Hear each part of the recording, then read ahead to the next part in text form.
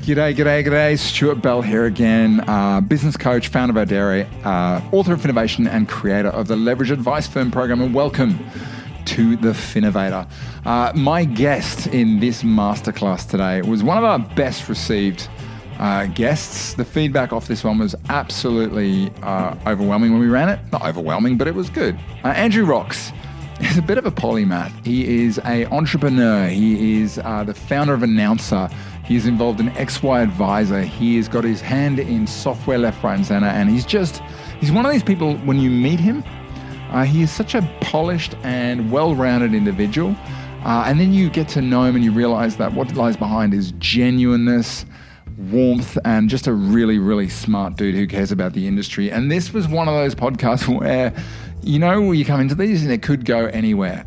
You could be talking about software 1 minute, but what we really focused on here is his journey, how he grew a business from all the way from, relatively small beginnings up to being, something that is a significantly impressive business that I think any one of us would choose to invest in, buy, or even refer our friends to.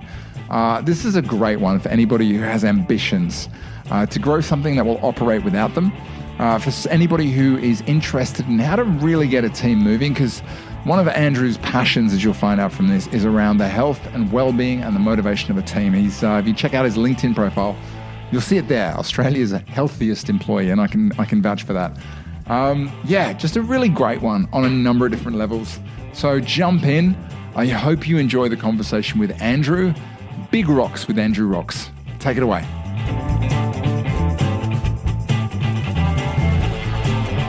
I met Andrew for the first, I can't believe it was the first time. I met him for the first time, I believe, when I headed over to the Philippines, Cebu, to present at Dave Carney's, and the other days, what was it called? Conference, the Virtual Business Partners Conference. And you know what, when I met Andrew, he's the kind of person who makes an impression on you. He's a tall dude, but he's got that kind of swagger about him. But the more and more I talked to him, the more I realized how much this dude has done, not only in his life, but in his career. We can talk Announcer, we can talk XY Advisor, we can talk software. I mean, I genuinely think I could probably know this dude for about 5 years and there would be new stuff coming out here, there, and everywhere. But the main reason I wanted to talk to him today, there's two main reasons. First thing, I find talking to people who have been through, the full spectrum of starting a business, growing a business, coming through the pains, reaching that point, and potentially, getting to the point where their business is a true business. And what I mean by that is it can run now without the input of the founder. I find that really interesting because you kind of find out the road ahead, you know what I mean? But the second thing which struck me about Andrew is he's got this way of looking at things. And I called it big rocks because I get a feeling this is a man who, and from talking to who knows what's important in life and knows what isn't. And I think I've met a lot of people who've succeeded, but they get there and they don't necessarily know, why, or they get there and they're not quite. Do you know what I mean when I talk about this? Hopefully, I'm not warbling and not making sense. So, look, I wanted to have a conversation today to talk about his journey and also to really understand a bit more about that. If we're going to reinvite passion, I reckon Andrew's the person to do it. So, let me stop my chatter and let's just jump in and grab Andrew, mate. Mate, are you there? Dude. Yes, I am. Good morning, sir. Did you get your coffee and your water? Yeah, no, tick. And I got the intro there, and you went close to a Charlie Sheen reference. I think it's try winning. Is that right? I'm not sure. Oh, I just don't know what Charlie Sheen. I just think it was winning and Tiger Blood was the thing I remember. But feels like an innocent pre-Royal Commission time, all of that, doesn't it? Yeah, it does seem like a long time ago when Charlie Sheen was kind of relevant and still. Yeah. It's funny. I was talking to a client the other day, and they reminded me that something I thought was recent was 2018. And it's that moment you go, okay, what's going on here? No, absolutely. Well, thanks for having me on, Stuart. It was great meeting you.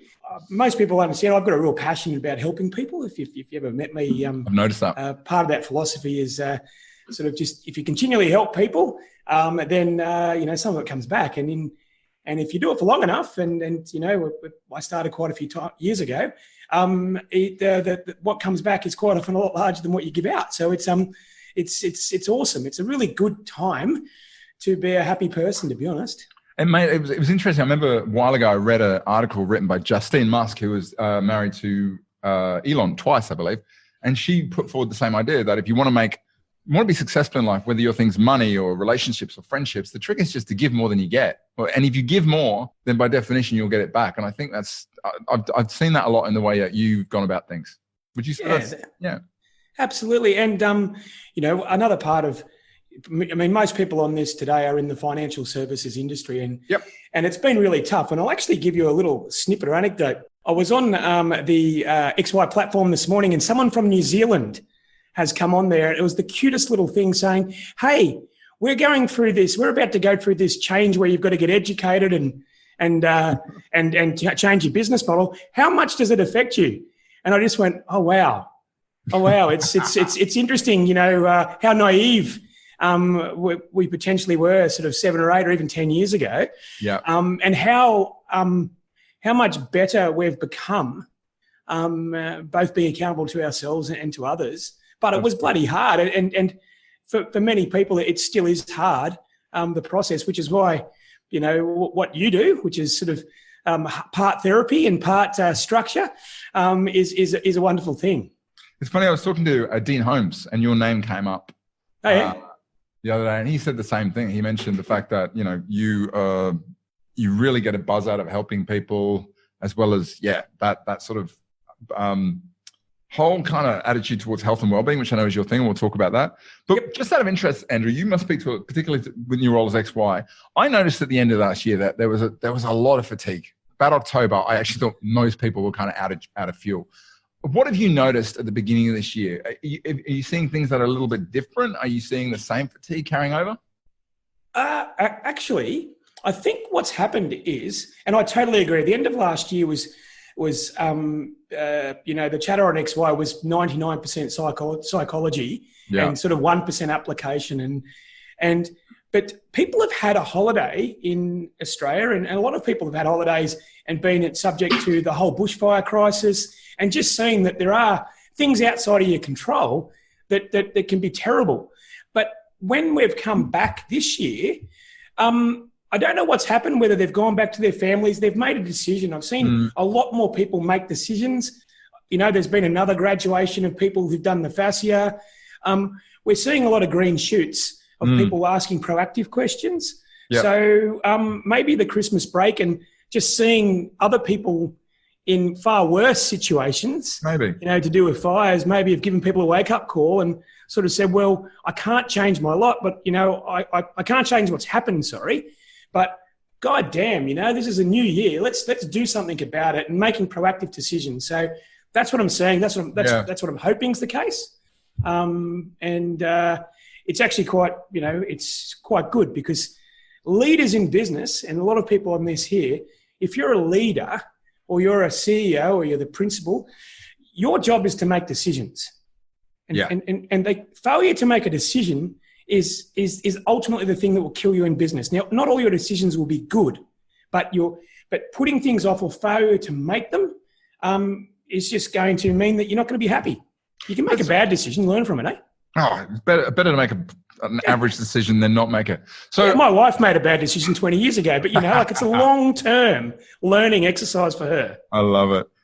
Look, let's start. I'm gonna circle back to that, because I think that's really, really key. But I'm sure if for those of you on the unlikely event who maybe know you or know your name but don't know sort of what you do, who you help, just give people a 2-minute overview of Andrew Rocks. Yeah, cool. Okay, so I've been in their shoes. I started in financial services in 1994.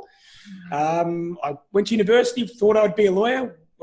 Worked out pretty quickly after completing that exercise that lawyers generally look at the negative, not the positive. And I'm quite an optimistic person. Kind of also the same as accountants look at the past, not the future. So I went, well, what am I going to do for a living that is positive and future looking? And financial services sort of popped its head up. Okay. So I've always worked for myself. And I've always sort of, I don't know, maybe I'm a Gemini star sign, maybe there's 2 of me, but I've always considered every time or every business I've built, I've looked through the lens of the client or the consumer, or whatever you want to call them. These days they call them UX consultants. They make all the money in Silicon Valley. I might do that, but and I really enjoyed that. So I then very quickly worked out that people wanted their cash flow cash flow management done. So, I jumped on top of Macquarie CMT in the day and Xero very early on when it was a small little dinky New Zealand firm, and still is, well, big firm, but New Zealand. And, we did mortgages. I was lucky enough to do a bunch of mortgages and through a bit of sweat equity, own Wizard Home Loans. Now, Wizard Home Loans back in the day sold home loans, but there's nothing flashy about that. But what they did was they picked a market and they marketed that very well. So I learned a lot of marketing and just on that. Sorry to interrupt you. So what was the proposition that Wizard had that enabled them to succeed? Because I think I'm very clear on the Aussie one, but the Wizard one I've never quite got my head around. Yeah, look, it was very similar to John's. In fact, their funding lines were the same. So it was back then keeping the banks honest, so to speak. Yeah, of course. And kind of shifting the empowerment back to the consumer via the Wizard. That was part of it, and it was really an empowerment play. I'm pretty confident people bought Wizard loans that were the same price as their CBA loans, but just purely an exercise to say to CBA, you know what, you can't take from me for granted. So, and that might have been ultimately probably in financial services, that was the beginning of the rise of the consumer. Yeah, absolutely. And they lucked in a bit with back in the 90s, securitization. There was cheap money overseas, and the banks were just making so much margin they didn't tell anyone. So there you go. So that was a really good, and they kept it simple. Ultimately, they had like 3 loans. Wow, that's it. That's really interesting. Yeah. That's really so. You get the Wizard franchise. What year is this, by the way? 99. Wow. Okay. Yeah. So, and then, ostensibly we operated as financial services, and I've always sort of looked at having an accounting firm as well. So started an accounting firm, do the full service. In fact, back in the day, I thought the coolest thing was to be all things to everyone. Yep. Our times have changed. Now it's all about niching and being specialised. And so we just kept building it out. We put in an estate planning business. We have a safe deposit service for our clients. Okay. And then I decided to actually grow the business. And it became Announcer, so to speak. Announcer was a great business. What was it called before Announcer? It's called Gresham Street because I was in Gresham Street. So the marketing department was on a pretty thin budget. And I looked out the window and thought, can I take a photo of the bus that says Gresham Street, and that'll do for the logo? I love it. It's funny how many people you speak to, and they've either put a lot of thought into it or they've just gone, okay, we just need something that sounds good. Yeah, well, maybe that was a clever idea at the time. But when we moved to George Street, it sort of like lost its panache. So we ultimately then had to get a bunch of bottles of red wine. And I wanted something that wasn't to do with my surname. I wanted something that future employees and then equity holders could really embrace and love and make it theirs, right? So that was why we came up with that name, and it's a good name. So are we talking about Announcer here? Yeah, that's right. So it's an interesting name because I guess to me, and maybe I'm alone here, in the world of the sort of LinkedIn, it sounds almost like a LinkedIn social media thing. Why Announcer? Well, it predates social media, just saying. No, it does, but yeah. Oh, I think I could build around it, right? Because I wanted to go on a client journey, but there were things that were happening in the mid-noughties, and especially when the smartphones came out in 2007, there are things that are happening that were changing our clients' behaviour. Okay. And I wanted to make sure I wasn't limiting myself to, saying just wealth, just finance, just accounting. And that was it. And back in the day, Challenger was a real player in the market, and it was one of those same sort of words. Plus, if anyone out there's attempted to rename, a lot of good names are taken, right? So this was actually taken by a DJ in Grafton, who I then rang, and he wasn't using it. And I bought him 6 cartons to his draft for him to sign something, to sign it over to me. Brilliant. I know. So that was the cost of admission. Well, thank you. DJ Announcer rebrands. I want to just backtrack a bit because I'm picking up in some of what you're saying that clients' behavior was an important part of this from day one. Absolutely. Talk to me about the genesis of that. Where did that come from? Well, the thing that, and this has its genesis in education. Education teaches you how to do your job, but quite often doesn't teach you what it feels like to receive you. Okay, so I know that people are all different, and if you wanted to really make it basic, some people are left brain, some people are right brain, some people love a spreadsheet, some people love a PowerPoint, and some people just love to be talked to on the phone. And what was happening is typically we were taking on couples. Our target market was time poor executives between $100,000 and $500,000 wealth back then, excluding their own home, and with either having kids or thereabouts. So I've married a lady who's not the same as me, and I would say that most people on here are married to the opposite. If you marry yourself, then I think that says a little bit too much about yourself. So what was happening was we, historically as an industry, were just delivering the same communication style in a meeting with two clients who are polar opposite. Okay. So by working that out, the best thing to do is to acknowledge that's the case and to bring it up with the clients at the beginning of the engagement. And so it started with just asking them, how do you like to be communicated with and whatnot? And then we became more scientific by doing things like Herman Brain Dominance Index, or HBDI, which a lot of people might know, which initially was a great exercise, but as time went on, and just for context, is I ran this business myself until 2 years ago, and then sold it, and now I own but not run it. But what then happened was it then took so long for someone to see a client to do an SOA that we would do this in the middle, and it would make it feel like that the client was getting the service. So they would have this meeting 2 or 3 weeks afterwards, and we would then say, well, your hierarchy of how to be communicated with might be call you, never call you, just send you an email, send you a video file, but your husband or your wife or partner or whomever likes a different version.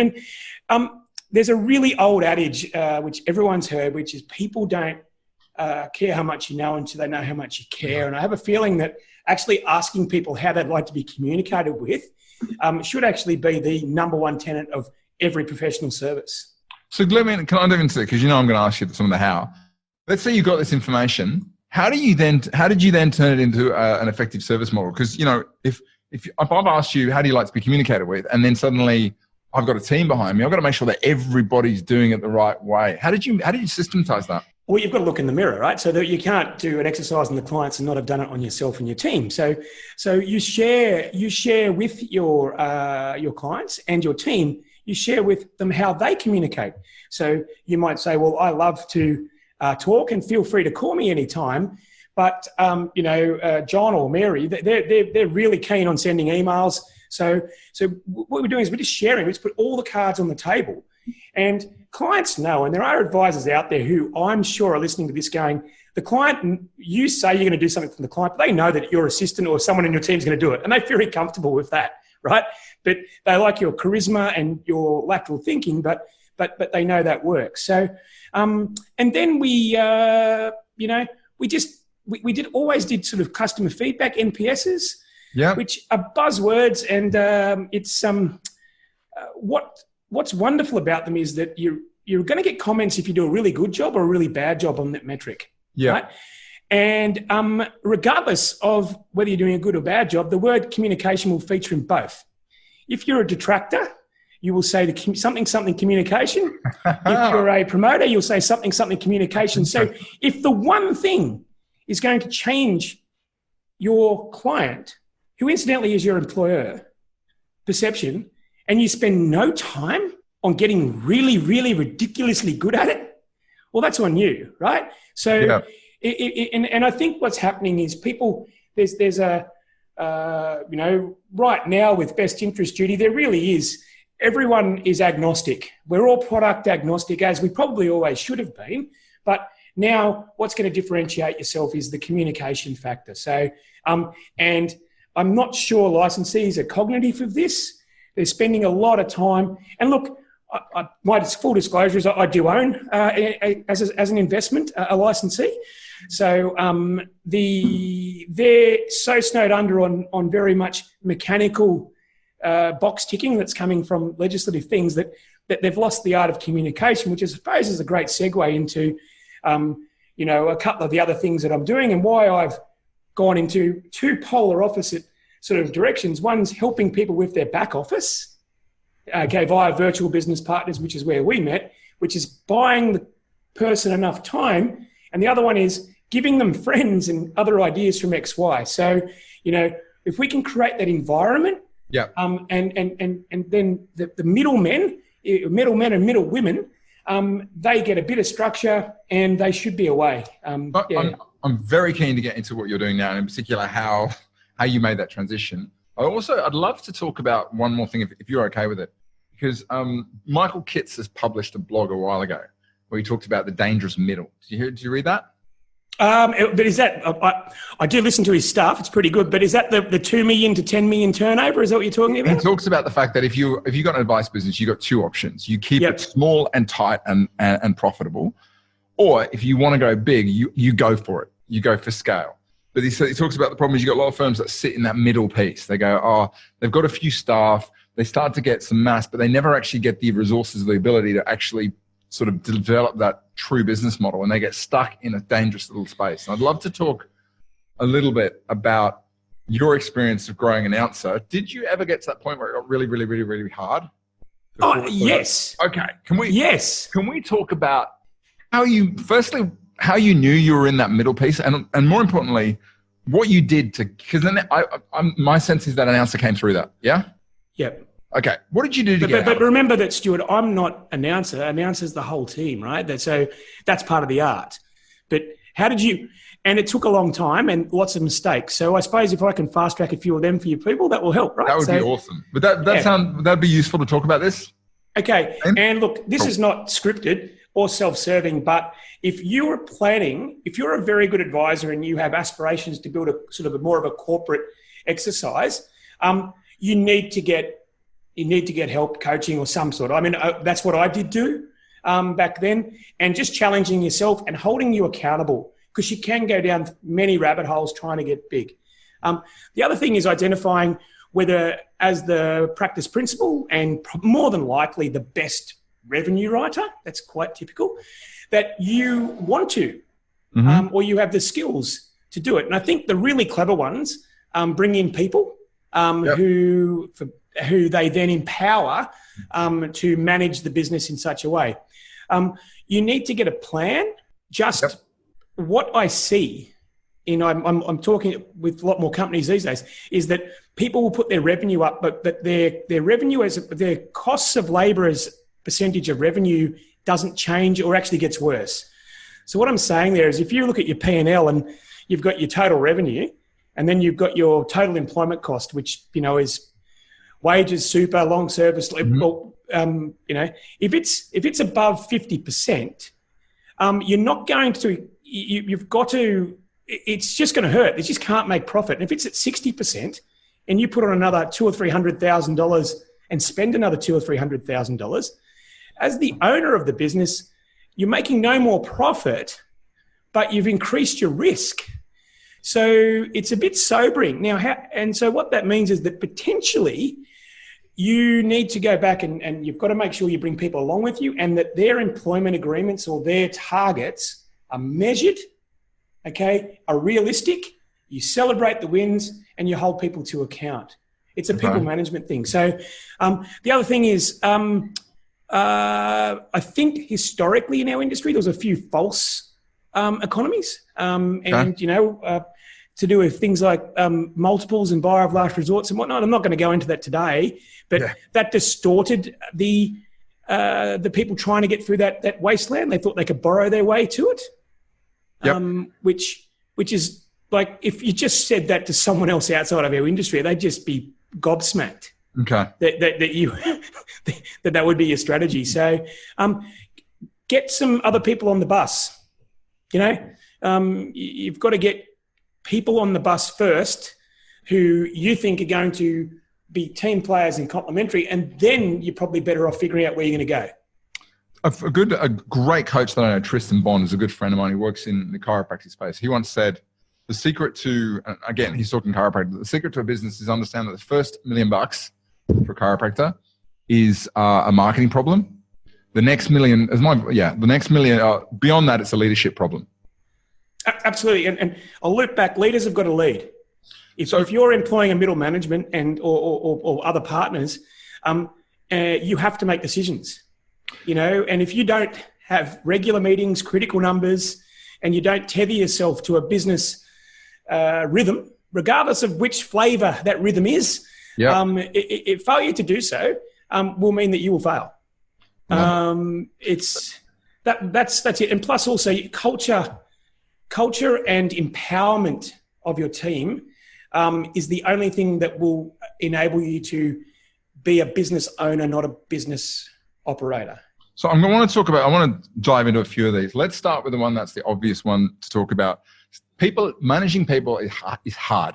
Finding good people is damn hard, right? Motivating people, knowing who the people, and I guess that would be a big part of the reason why you've recognized that being involved in virtual business partners is such an essential part of moving forward.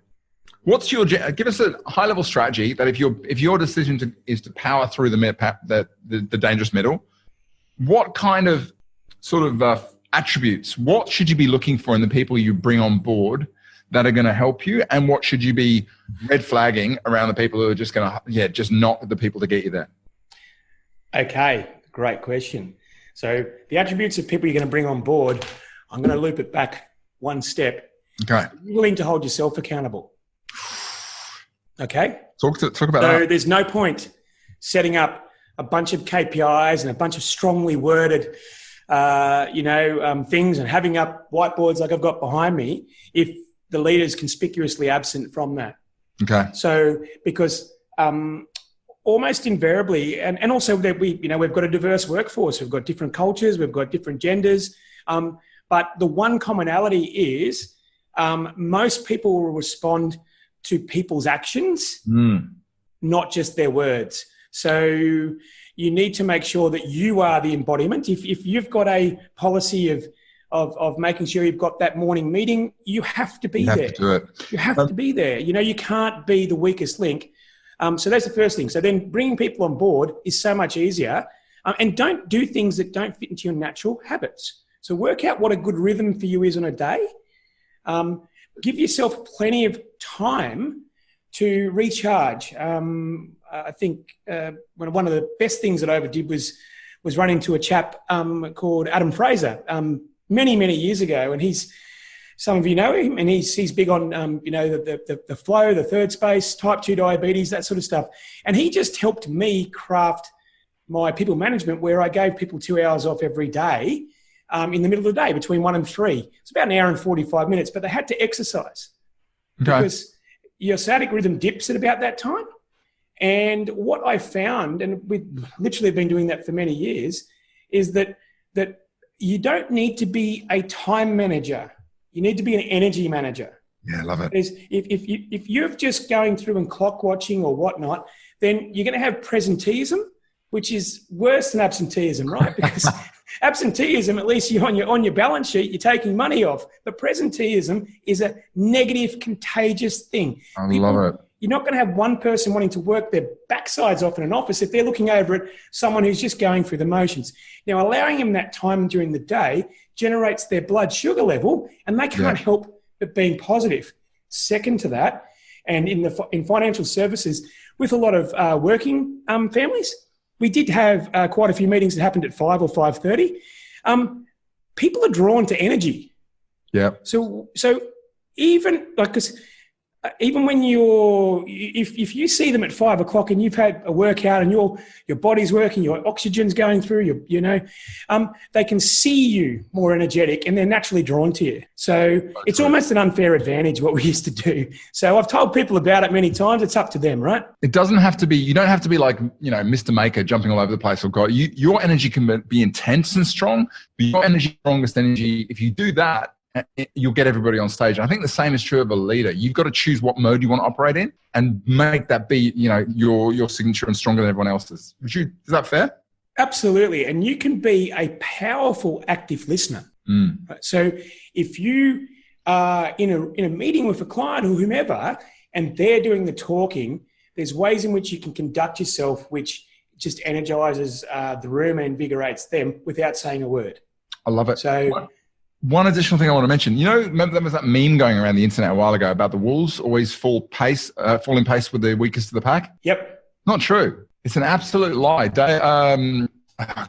It was a gentleman his name's gone from my head. We did a performance thing, and he was one of the performance coaches at Manly, at Roosters, and he said the most dangerous thing you can do in a high-performance environment is allow everybody's pace to fall back to the underperforming pace. Wolves keep pace with the leader, and if they don't, they get lost. And I think the really important thing that you've made there is if you're the leader of the pack and you are not going to be at the front, if you're not going to be doing the things, if you're not going to be, then the rest of your team are going to go, well, that doesn't matter. That's not the way it's done.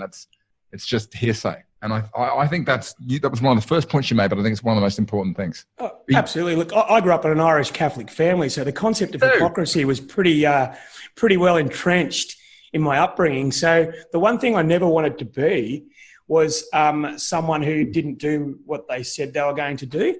And what that sometimes does is you put yourself out there and, it's dangerous, but you've got to be true to yourself, right? So don't try and be someone you're not. In financial services, and I know that this is much less happening now, you don't have to be the most technically proficient person because almost every answer is at your fingertips, People, context and content are two separate things. So it used to be that content was the king. If you knew information, and someone didn't know information, there was commerce. Now, everyone has information and it's all about context. And for all those people with children, and I've got 3 kids, what they've got learning more and more at school is how to interpret the information that's universal. So, and I think that's the real green shoots in our industry. There are many advisors who have for many years been very good at understanding and connecting and living their clients' relationships. That's not going away. Yeah. And what we now just have to do is charge for it. So all we're doing is there's no difference. We're just not charging for the knowledge piece and just charging for the context piece. And people will pay. They always have. There's a famous story about Henry Ford. There was a journalist back in the day. He basically was always writing about Henry Ford, knew nothing about motors. And eventually Henry Ford went, lost his temper. He said, you come into my office, bring the press with you, and I will answer any question you want. And the journalist was like, here we go. So he wanders in. He goes, okay, ask him the most engineering question. Henry Ford goes, just a minute, picks up the phone, phones his chief engineer, goes, the answer is bang. And the journalist goes, that's not being an expert. He said, no, that's giving you the right answer and being successful. And I even back then, it's exactly what you talk to. I think you don't always have to be the expert, but if you know where to get the information and you know how to solve the problem, that's what really matters. Yeah, look, absolutely. And a few other points on building and getting through that wasteland. You've got to create an environment. So even right down to the physicality. So the physicality of where you meet, where you work, positive habits.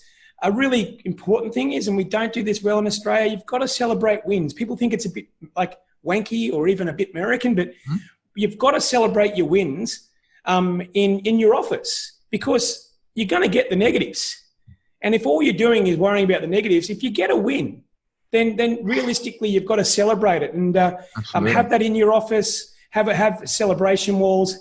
It's not cheesy, it's human nature. So you need to create that positive environment. Right here, I'm looking at photos of our team in front of me having good times so that if I have a bad moment, I look up and I go, well, and that's the role of the business owner. And by the way, you don't have to build a big business. There's nothing wrong with being a fantastic specialist who owns that first couple of $1 million of revenue. But just don't play both sides. Or you will, but you just won't make any money. Another couple of, I suppose, tips is you've got to really build a robust sort of team culture.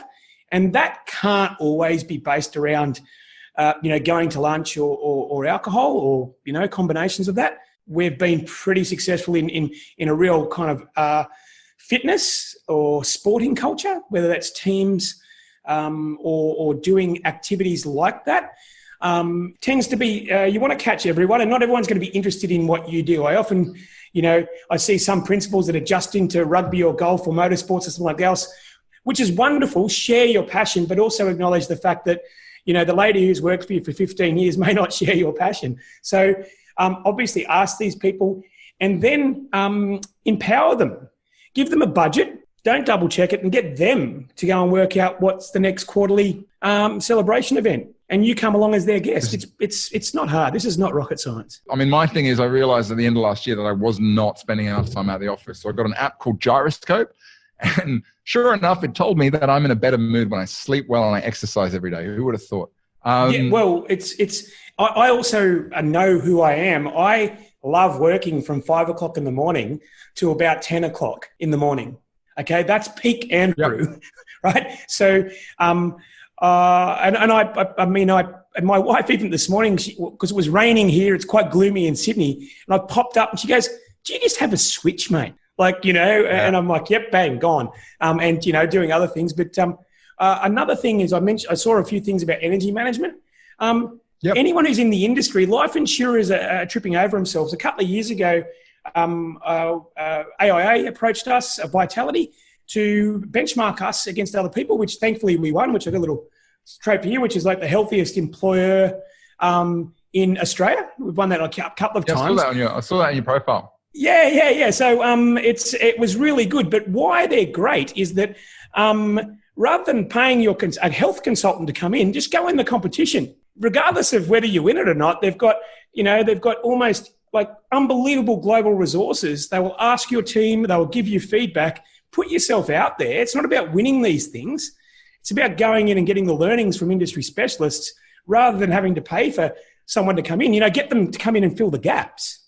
Yeah. By the way, if anyone's interested in a health and wellbeing thing, I've literally just started myself, Michael Laws of Affinia, Rachel, and a bunch of other friends. We just started the original bootcamp, 8 weeks to wow. Phenomenal program. If you're keen to do it with me, I'd be up for it. Anyway, I want to pop that in there. Carolyn says people are drawn to energy. That's a really important one. Follow your natural rhythm and set up your day to suit. Absolutely. Being able to get more info on how to do this would be great. That's an interesting one. Yeah, well, get some structure. I mean, Stuart, I know that's you're one of the industry specialists in doing that. I'm a big fan of structured spontaneity. So what that means is quite often when most people communicate with me, they think here's someone who's just having a great time, etc. But getting back to from 5 till 10 in the morning, I do all of my hardcore administration, all of my comms. So if you talk to me after lunch, people get the feeling that I'm very present. I'm very much there for them. I'm not worried about what I haven't done. And so, but I've always done that. Now, you might be a night person or whatnot. The other thing to do is don't be in this industry and be in your work, but make sure that you keep your other personal relationships. Communicate with your family. They're going to give you advice that probably the best ones are giving you advice. If you've got siblings, they're friggin' brutal. They're going to tell you whether you suck or whether you're good, right? So your staff are never going to do that.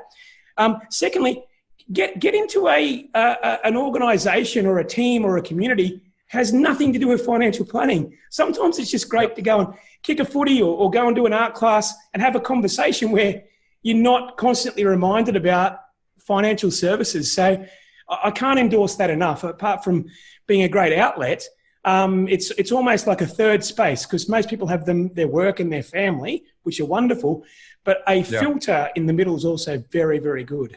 Can I add 3 things personally? I think one of the things I do to get is do the thing you know is important, but you've been putting off first thing in the morning. Get that done. Because then the second thing is play with the timings. I took up CrossFit just for Christmas. That's why I talk about it all the time. But I've tried doing it at 8 o'clock. I've tried doing it at 5 o'clock. What works for me is 11 o'clock. 11 is that break in the day when I'm not deep in it. And I think the third piece that I really want to put out there is join a community where you can progress. If you're joining a gym and everybody else, you're the fittest in the gym, you're at the wrong gym. It's got to be something where you can look up. Sorry, Stuart. I've never had that problem. Keep going. Yeah. But I mean, like, there's no point. I gave up rugby at 25 and I joined football, and I'm not built for soccer, but I love it. And I recognize that I wasn't going to be the best, but yeah. Anyway, I want to talk about 2 things. One of them is what you're doing now, but very quickly, you made a really interesting point about decision-making. A lot of people struggle to make decisions. Maybe it's fear. Maybe they feel like now analyze it. But the point you made is if you're going to be successful, you need to make decisions. Give us some pearls of wisdom around that. Well, the first thing is I'm not the arbiter of that piece of advice. One of the people on the calls is actually my business coach from 15 years ago, who's now my business partner, David Carney. David. He used to relentlessly tell me to make decisions. So why I'm saying that is that people understand that you're only a human. But if you get together and you make a decision with your team and it fails, well, they will forgive you. You know, if you, so, but what you've got to then do is there's a way in which you communicate. Communicating is the key, whether it's with your clients or your team members. And we used to have this thing that if every decision I had to make had to have 3 wins. Does the client win? Do the team, i.e. the company or the team win? And does the company, does the client, the team, and the corporate? Okay, so if every time we got to a decision tree, we would jot that up, and it had to be a W in every column. So every decision we made on strategy is, because there's no point doing something that's ridiculously good for the client if all you're doing is shifting all of the pain to your staff. Yeah. Okay, and there's no point doing something that's great for your staff if you're going bankrupt. So what you need to do is, but share this methodology with them because it's logical. And share the concept of the fact that your clients are your employers. We need to treat them like they're your employers. We're just a clearinghouse. But it also doesn't mean that they can abuse you. You know, clients shouldn't get away with scope creep. So, you know, you shouldn't get away with scope creep. Your team shouldn't get away with scope creep, and neither should clients, because managing expectations can only be done if you make decisions around what you're going to actually do for a living. So, and that's kind of the basis of it is your engagement document. I mean, back in 1997, 98, I started doing a monthly fee for service of the client, minimum term, and told them what we're going to do, the hours involved, and who was responsible. And we just kept that methodology. Worked really well because they can't believe that there's another option. In fact, the clients couldn't believe there was an option that we do a bunch of work and then maybe make commission. Like that's just... Like, just think of it from there. Like, none of them would go, who would do that for a living? That's ridiculous. But that's what the model was. Love it. It's weird in this environment. Everyone's like, oh, can't talk about profit. Can't talk about profit. Like it's an evil thing. You cannot service clients and follow through on that promise unless you got profit. So good advice and profit go together. If you're not above 15% EBITDA, then you can't look your staff in the eye and say your training plan, because millennials in particular, but everyone, they've got hierarchy of what makes them happy at work. Money is only one of them, right? I live in Sydney. This is circular key. It's very, very difficult for them to think at 25 that they're going to own a house at 27, okay? So what they prioritize is what's my career advancement? And you might sit down and do a lovely sheet and here's what we can do in training, but you've got no money. You've got no money at the end of the year to go, I'm going to pay for this. You're always going to be putting it off. Oh, next year we make some money. And then they're just going to go, well, eventually you're going to lose good people. So try and make profit. Now, I didn't every year, right? That was going through the valley of death up to 10 million revenue, sort of 2 to 10. You don't every year. But, you know, probably get more accountable to yourself. Yeah. And try and do less things. Oh, I love that. And this is me telling you that now after learning from someone who tried to do bloody everything. Yeah. So that's wisdom. It's interesting. You should talk about accountability yourself, because I think accountability to other people is really important. I think accountability to a group is powerful, but like if you're not accountable yourself, as soon as you're out of eyesight, then it doesn't follow through. And the second thing is I think that do less things is so valuable. I think the bigger my experience in working with businesses is the bigger a business gets, the less it can do at one time, ironically. Yeah, that's right. That's right. And I think it's actually there's positive things out there. It's so easy now to set up a business in financial services from the setup perspective. You know, we're all on Zoom now. This is such a wonderful exercise. You know, as you said, I'll put my disclaimers up. I'm part of the XY team. In that I see that as one of that community and collaboration. It actually reminded me of the IT community back when Linux came out. So it was where people randomers would keep adding like things that were good onto these computers. And eventually that's the way it went. So we're kind of laggard the tech community, but we're doing a lot of good stuff there. And then don't make sure you've got the right people doing the right things at the right time. If you're a practice principal, you're a CFP, or you're an accountant, a mortgage broker, you've got to be speaking to your clients, and you've got to be solving their problems and removing friction from your business. 100%. You've got to have workflows. You've got to do that. And part of sort of my journey towards how I met you, which was VBP, was that my business coach 10 odd years ago, David Carney, who's on the call. God love you, David. He's right. Yep. We used to say, look, we need to make sure we've got the right people doing the right things. And this was pre-FOFA. And he went and started an offshoring business called Virtual Business Partners. I painted up as the first client. And, sort of 8 or 9 or 7 or 8 years later, it's a significant business looking after a significant number of clients. But what effectively it does is it ensures that the financial planner or mortgage consultant or whatnot doesn't have an excuse, right? So you now have to do the high value tasks. Now, we can't get them to do that, but we've just given them the environment to succeed. If you're running a business, you're making no profit, your total employment costs are 60, 70%, I don't care what Facebook comments you got or how you attract your clients, you're attracting clients into a broken system, right? So you need to get advice, either get advice from peers that you respect, get advice from professionals such as Stews of the world, but get advice and listen to it. I think it's really good. I'll expand on it, saying a lot of people aren't getting the result they want. And if you dive into it, they assume it's a skills problem, but sometimes they've got the skills. They're just not doing the work. They're just not actually putting in the time, which is the accountability piece.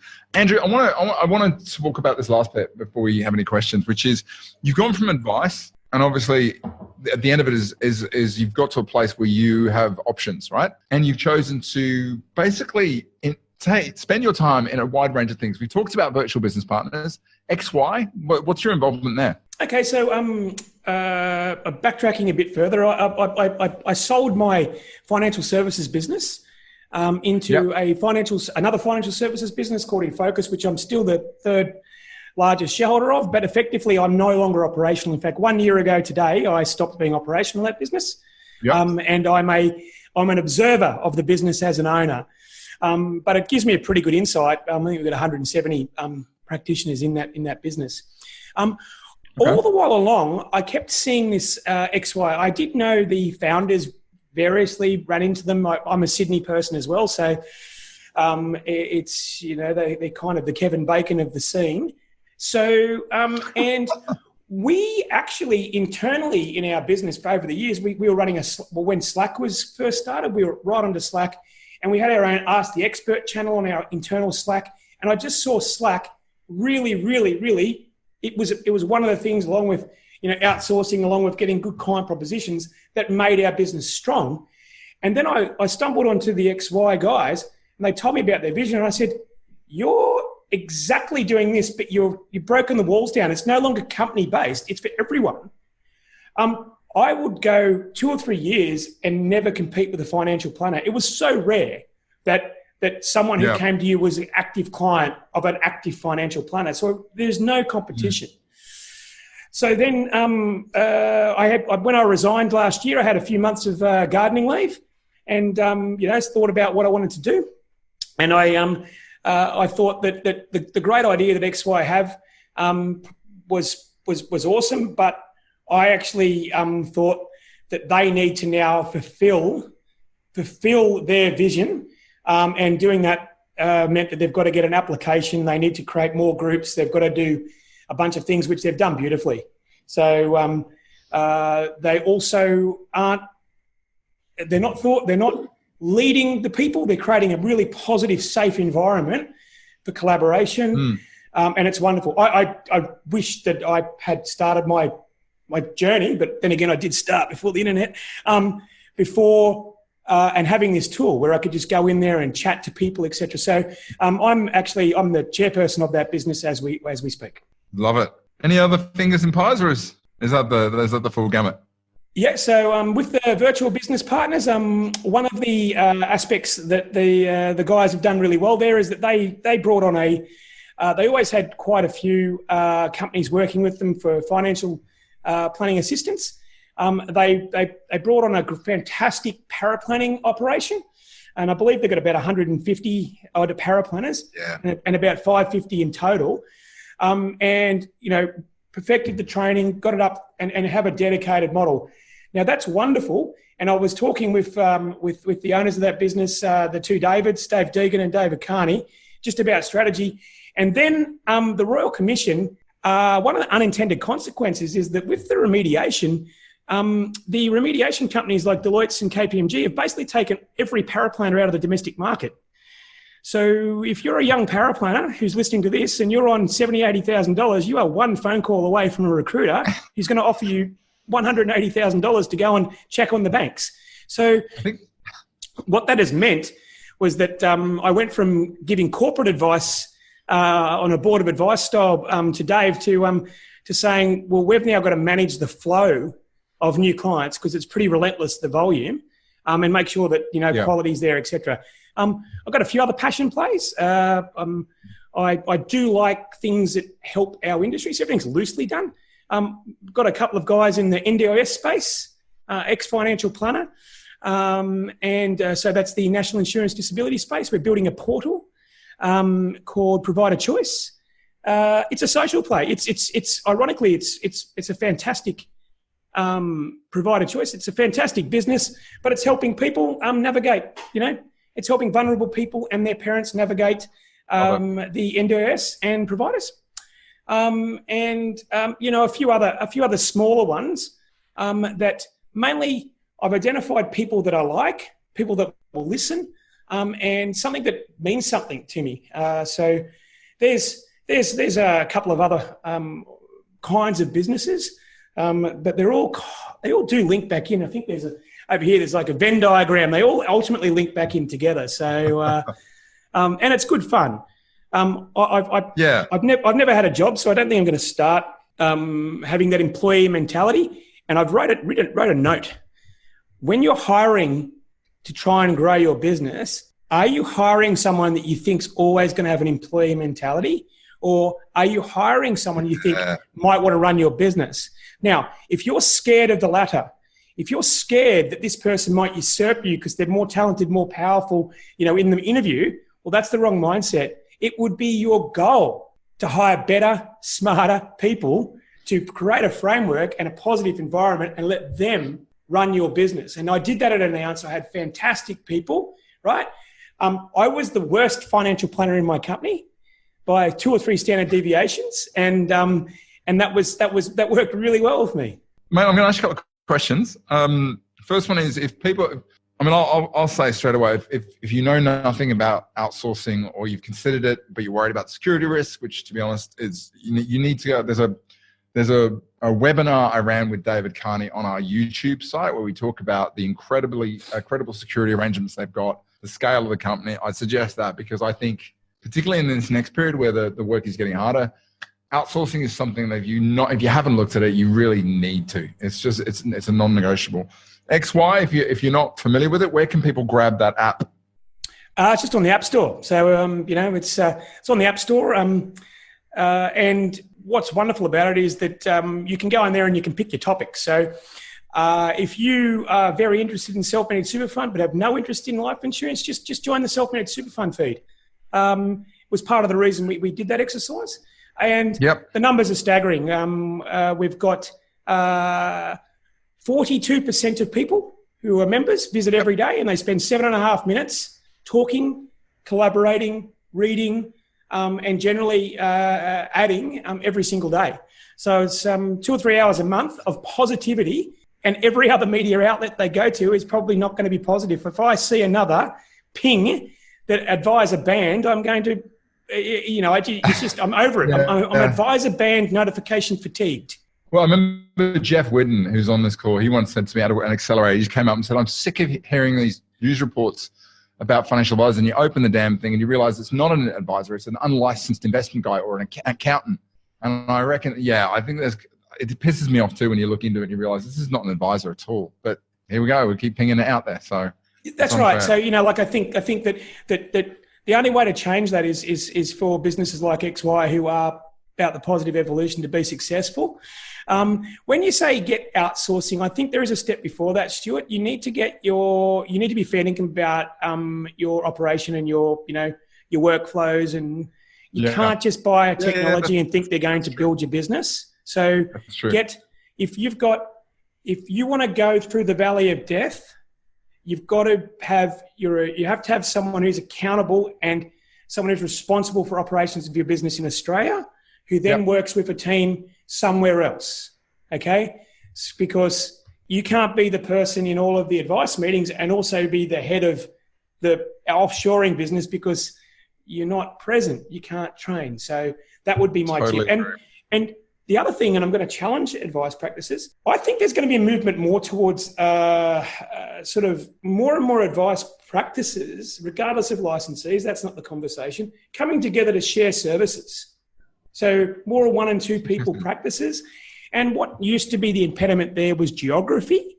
But you can be in business with someone and not be around the corner from them because we've got things like Zoom and wonderful things like that. So building out your ability to drive profit through cost synergies has to be a mature conversation that you need to have with yourself and your team.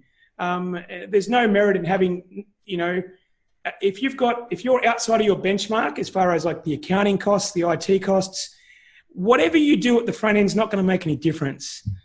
I want to reiterate that because particularly, it's like people talk about rolling out X-Plan and they pay for it and the X-Plan consultant turns up and goes, great, show me your workflows, show me your data, show me, and the business goes, we don't have them. And suddenly they're in a situation where the clock's ticking on this consultant.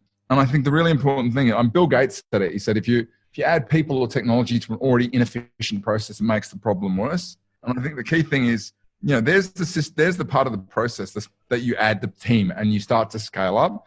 But it's after systems, I note. Yeah, it's got to be after, because if you add people and you haven't sorted how the business is supposed to run, they're not going to magically come in and solve that problem for you because you're meant to be leading it. They're coming in to help you run the business, not build the business from the scratch. Anyway, but notwithstanding that, Stuart, I mean, this is if people want to reach out to get an idea just to start with of where they start on workflows, well, then definitely do that. They might reach out to you, me, whomever, and we can give them a bit of a template. Then they might come back in 6 months and go, we're ready. I don't mind, but as you say, there's no silver bullet out there. It's a bit like people who used to pay for people to do their social marketing and get no return because ultimately it came down to the essence of how you communicated. And people bought people. So I feel that might be the case at the back end. So, it's interesting times. But is there any other quick questions, guys? I know you've got to go. You've got to shut up. No. I'm just... Will wanted to know, we'd appreciate you expanding on the client experience suggestions if you wouldn't mind. Yeah, okay. So Will, what I really love is there shouldn't be any accidents in your plan, right down to where the client sits, if they're left-handed or right-handed, in your room, how they walk there, what the imagery they see in your reception. I can tell you for a fact, and a chap office I went into, he had like loved Liverpool, right? The footy team. He had a Liverpool jersey on at reception, but what he didn't articulate is he's the president of the local soccer club, puts in hundreds of hours a year for junior soccer. I said, mate, get that one off, take that one home, get one of the under sixes ones, and put that up. And so it's all about the journey of the client. Also, get the client, and this is a good one, get the client at some stage in your meeting, you ask them to stand up, you go and sit in their chair, and you get them to recommend the advice to you that you just gave to them. And why? Love it. Because people learn through listening, reading, but also teaching. So if you want them to become advocates, if you've told someone they should get income protection, and you've given them the reasons why, you've trotted out the bullet points that we learn in our, insurance company spiels, which are all relevant. It's not until you get them basically saying this is why you should do it. And then you play the funny client and you go, well, I don't think, what if I don't? Or I think I'm covered through work, and you get them to handle the objections. It's just, look, it's comedy gold.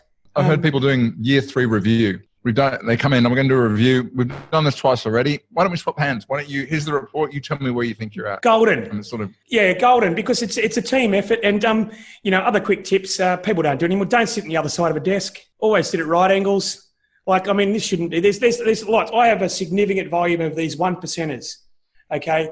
And the way you conduct yourself as well. And so, but the biggest thing is you need to get them to feel like they're getting wins, because in essence, outside of physical real estate, almost everything we do is a concept or an intangible.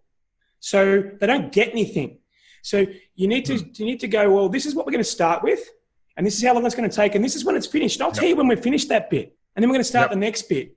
And give them little celebrations as they go along, whether it be a video call or whatever you want. Yeah. So just don't say I'm the best forever. This is how much it's going to cost per year, because it's just not going to work.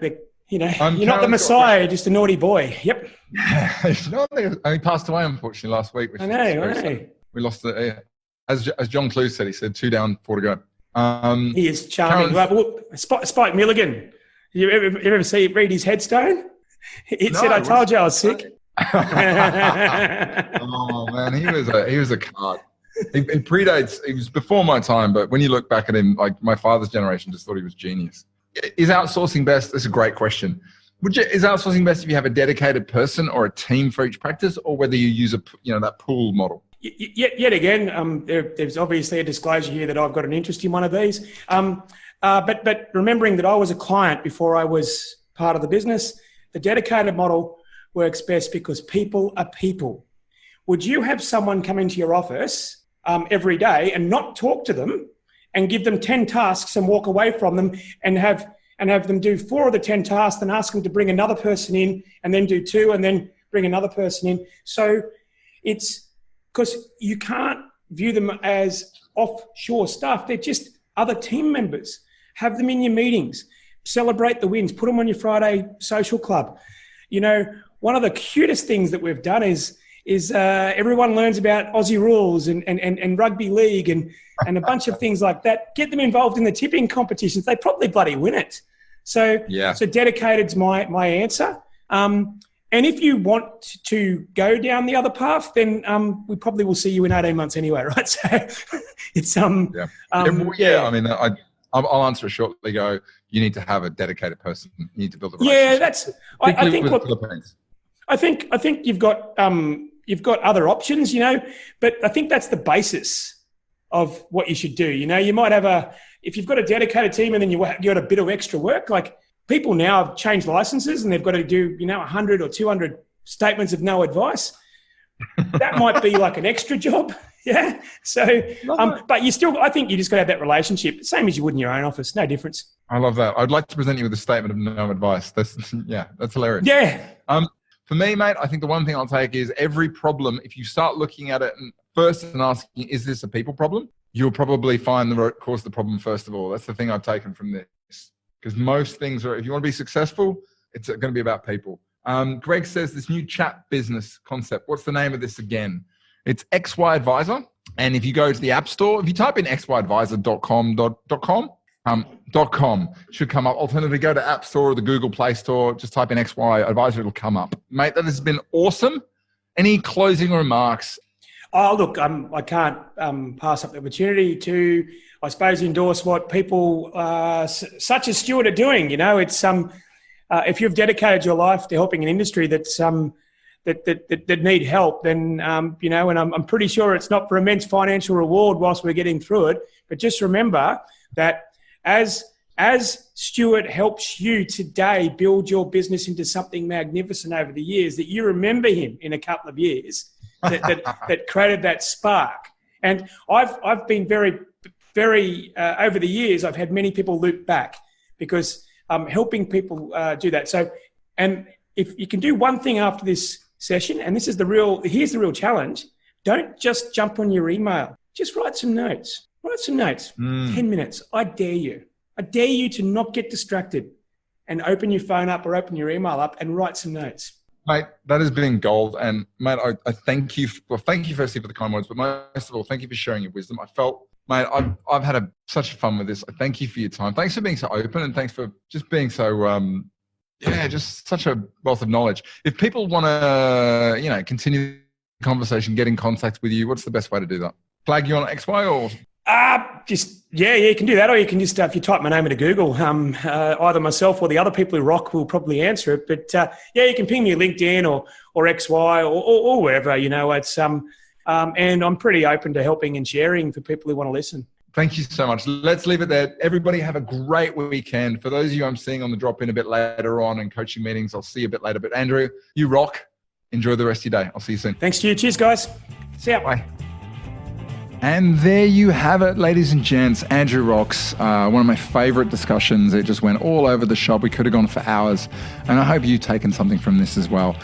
Thanks again for listening. And a reminder, we've got more where that came from. I've got some great guests that I'm looking forward to sharing with you over the coming weeks. And of course, check out those tactics. And as always, please feel free to subscribe. It really helps me to know that people are engaging and they love it. And it kind of gives me an onus to do more. And of course, if you've got any questions, thoughts, or general shares from this, feel free to email me at help@audere.com.au and we can take it from there. Other than that, once again, thank you so much for being part of the Finnovator. I hope you're getting value from it. If you are, let me know. If you're not, or there's something we can do better, let me know that too. But otherwise, I'll sign off right here and now. Have a great week, and I'll speak to you soon.